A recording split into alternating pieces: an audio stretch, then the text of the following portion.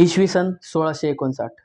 दक्षिण भारतात आदिलशाही सत्तेचा प्रभाव प्रचंड होता आणि त्यांच्याच दरबारात एक बलाढ्य सरदार ज्याचं नाव अफजल खान याला एक महत्त्वाची मोठी मोहीम सोपवण्यात आली होती. उद्देश होता वाढत्या सामर्थ्याला आवर घालणे. हे सामर्थ्य म्हणजे छत्रपती शिवाजी महाराज यांचे स्वराज्य. अफजल खान मोठ्या सैन्यासह महाराष्ट्रात दाखल झाला.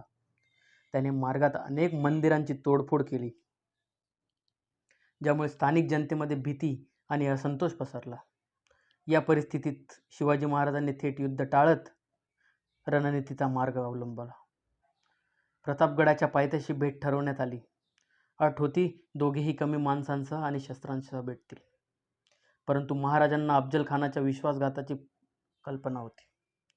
म्हणून त्यांनी अंगात लोखंडी चिलखत घातले आणि हातात लपून ठेवली होती वाघनखे. 10 नोव्हेंबर 1659 दोघांची भेट झाली.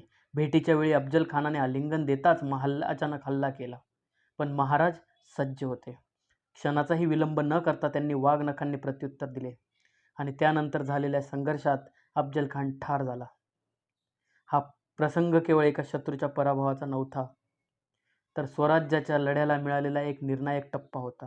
या घटनेनंतर मराठ्यांचा आत्मविश्वास प्रचंड वाढला आणि शिवाजी महाराजांची कीर्ती दूरवर पसरली.